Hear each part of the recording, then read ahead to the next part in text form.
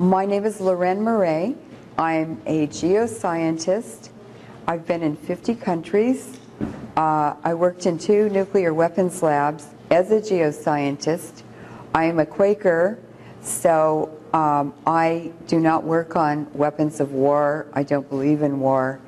And I'm doing this to educate and inform the public about what is happening to public health and the health of the environment because of the weapons that are being used now that affect the entire biosphere and the entire planet. As you know, on March 11th, an earthquake was detected or measured off the coast of Japan. That's Fukushima province, prefecture in red. I've been very, very fortunate to be invited 20 times on speaking tours to Japan since the year 2000. And even though I had worked in 2 nuclear weapons labs, the Lawrence Berkeley lab where the Manhattan Project started, and the Lawrence Livermore lab in Livermore, which is about 45 miles southeast from Berkeley where I live, I knew nothing about nuclear weapons. I just heard people talking about big mushroom clouds, and I just had no idea what the effects are until I was invited to Japan in the year 2000 because I was a whistleblower on the Yucca Mountain Project in Nevada, which is the most important public works project the U.S. has ever undertaken. And it was to construct an underground repository for all of the nuclear waste produced in the United States from, first of all, the nuclear weapons program, after it was the Manhattan Project that never ended, and the nuclear power industry. They produce highly radioactive, very toxic waste, and depleted uranium and other Navy weapons and reactors, and the space program, very, very radioactive plutonium that's much hotter than what they use in nuclear bombs, is produced for power supplies in spacecraft. And Carl Grossman has written very good books about it. He's a really good investigative journalist, but he's also a professor, and he's a friend of mine. So the U.S. has been producing nuclear waste since even before World War II with nowhere to store it. So all this nuclear waste is sitting at the facilities that generated it, and there's still nowhere to put it. When I was working at Livermore, I was doing geochemistry research on the WIPP project in New Mexico. That's the Waste Isolation Pilot Project. And the Norwegians, the Finns, the Swedish, the Swedes have underground nuclear waste repositories in crystalline rock. In other words, granite or very, very solid rock bodies.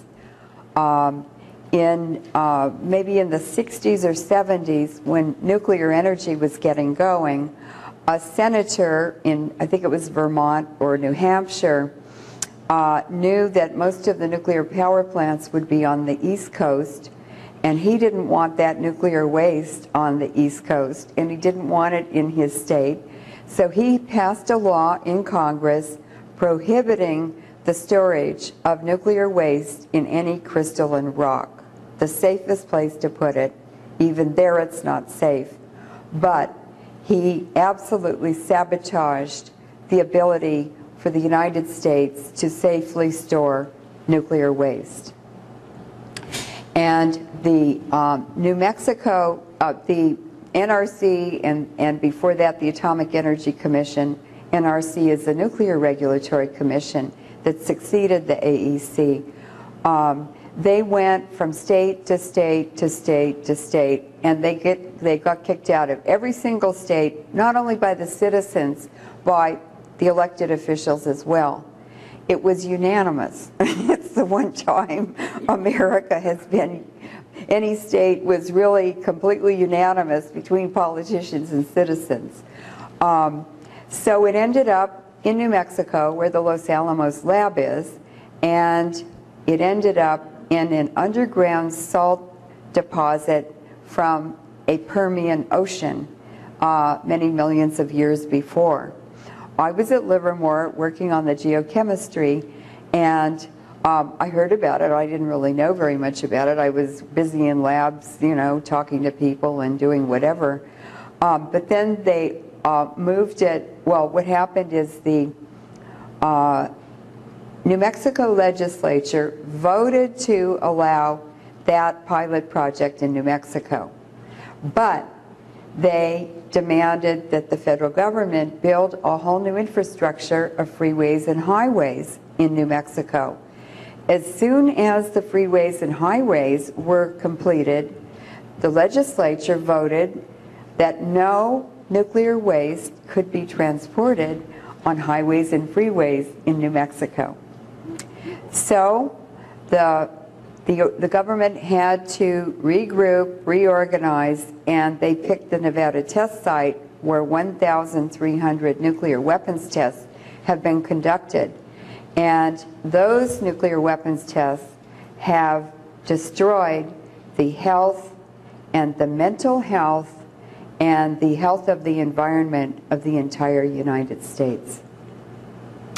The SAT scores for all children who took them in the United States declined 12% from children born in 1945 who were not exposed to any ionizing radiation until children born in 1963 were exposed to peak levels in 1963 when the U.S. military and the nuclear establishment detonated 250 nuclear weapons at the Nevada test site because they knew the 1963 Partial Test Ban Treaty would end their ability to do atmospheric testing. It takes 2 years to set up a nuclear weapons test. How they did it, 250 in 1 year, I have no idea. But I bet it was with baling wire and chewing gum a whole lot of the way. And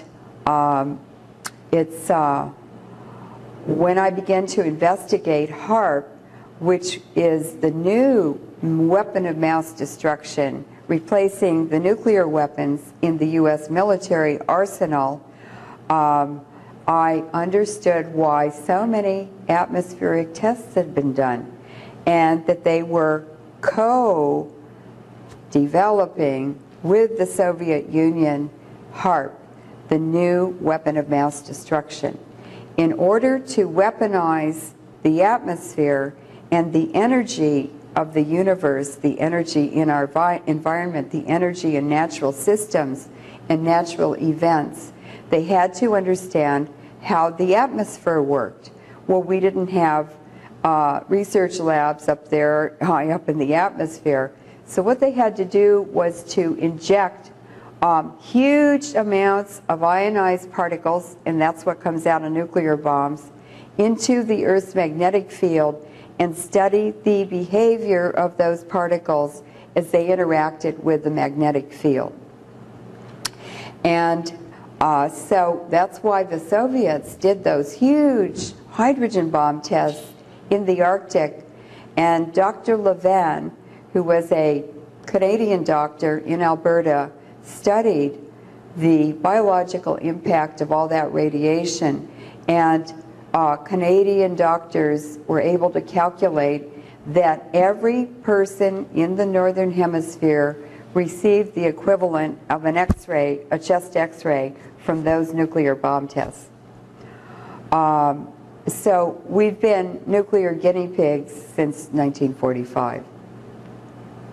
So the WIP project was moved to the Yucca Mountain project in Nevada, And I was at the Livermore Nuclear Weapons Lab when the canisters storing the nuclear waste came back from WIPP and from Yucca Mountain. And the bacteria in 5 years had eaten the canisters that cost $2.5 billion to make, along with the Yucca Mountain tunnels and everything. And it's basically, the bacteria ate the beer can and left the beer. So, America's most important public works project ended up in the courts about 5 years ago in Washington, D.C., and the judge said to the Department of Energy, number one, you have guaranteed the nuclear waste will be safe only 10,000 years, but the National Academy of Sciences, which is the highest scientific authority, recommended 250,000 years. Your science is science fraud, so I'm ordering you to throw everything out and start all over again. That $2.5 billion that got them into that courtroom was ratepayers' money. So nuclear power, nuclear weapons are not compatible with life, and they're the most expensive weapons that have ever been developed on this planet. What species kills their young for energy? What species kills their young for security? What species kills their young for power? None. It's complete insanity. So I'm going to talk now about the aftermath of nuclear power and how very, very dangerous it is now that Fukushima has happened. Fukushima is located on the east side of the sort of northern side of Honshu, which is the main island in Japan. And offshore, a couple of hundred miles offshore from Fukushima, where 2 nuclear power plants are located on the shore, on the beach of that side of the island. All of the nuclear power plants, almost all of them in Japan, are right on the beach or right next to the ocean, so they can use the seawater for cooling. An earthquake of magnitude 9.1 occurred at 12:46 a.m. on Friday, March 11th. A magnitude 9 earthquake releases the energy that would be released by 1 million Hiroshima and Nagasaki bombs. And what this HAARP system, this new weapon of war, is doing is it's artificially triggering natural events that release huge amounts of energy that can be used as a destructive force. That earthquake that occurred at 12:46 a.m. was followed by a 30 or 35-foot tsunami. Now, Japan has a history of tsunamis. Japan has a history of earthquakes. So temples and Edo period farmhouses and older buildings are built without a single nail in them, or screw or bolt. They're all wood, and they're constructed so that they rock and move with the earthquakes, and they're left standing when the earthquake is over. Indigenous technology cannot be improved on. If we return to indigenous technology, we would be much better off, we would be much safer, we would be producing food that is 5 times more nutritious than what we're eating now. And with indigenous agricultural technologies, you produce 10 times as much food. So I'm all for indigenous. That earthquake and tsunami flooded the reactor buildings. There are 6 reactors at the Fukushima #1 plant, and I think there are 4 more at the Fukushima #2 plant. The Reactors are General Electric reactors. They have Siemens controllers. Siemens is a German company that run all of the reactors and open and close valves and pump water and just keep that whole thing operating. And 90 minutes after the cooling stops in the cooling ponds, which are on top of the reactors, there are 7 cooling ponds at Fukushima with 6 of them on top of the reactors. And there are 600,000 spent fuel rods from 40 years of operating those reactors. A spent fuel rod weighs about 1,200 pounds. It has over 1,300 isotopes in it, and it is exactly what is produced when a nuclear bomb explodes. So nuclear weapons testing injected those dangerous fission products high into the atmosphere, and 85% of that radioactive detritus or dust or whatever it is, byproducts, this is at levels like Chernobyl release close to the ground and has poisoned the whole world. And now we have something that is at least 10 times worse, many times worse than Chernobyl, because the reactor at Chernobyl that caught on fire was half the size of the small reactor in Unit 1, and it was mostly fuel rods that were uranium that burned instead of the spent fuel rods that represent a real nuclear war that burned at Fukushima. And also, because of that, the whole top third of Honshu, all the way up to the tip of Honshu, that is uninhabitable now. It is 3 times more radioactive on the ground than after Chernobyl. It's uninhabitable. It's over 3,000 becquerels per second of extremely dangerous radionuclides that are decaying across that whole top third of Honshu. And when the U.S. military evacuated Kanto, which is that light blue area, it's Tokyo and Yokosuka, which is the biggest U.S. Navy base in Japan, where the self-defense forces have their ships, the Japanese ships, and a very wide region where also agriculture is done. When the U.S. military bailed out of that area, I knew it was really bad. So,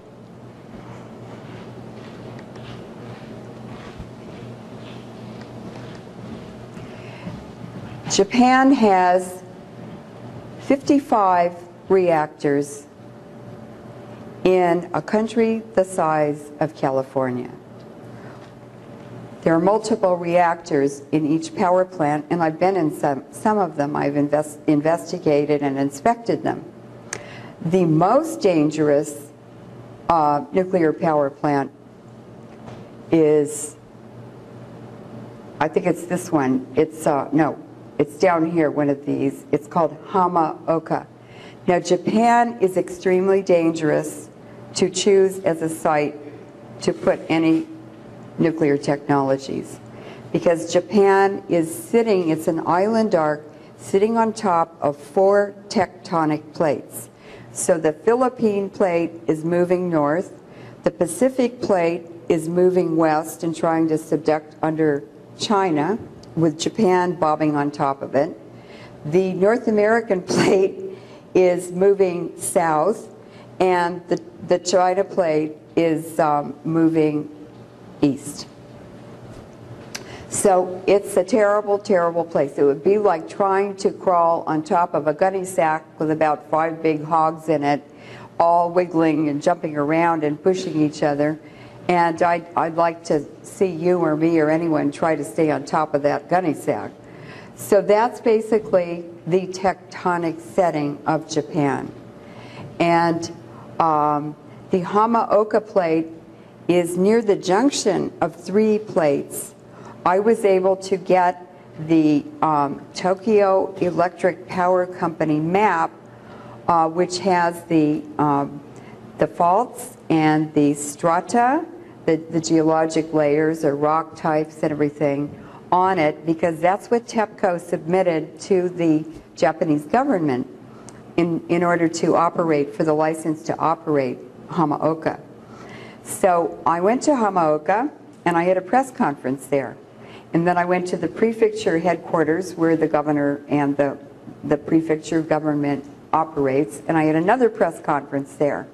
And I had walked all around Hamaoka the day before and collected rocks and took pictures and observed the intake and exhaust pipes. They're huge. They're twice as wide as this room.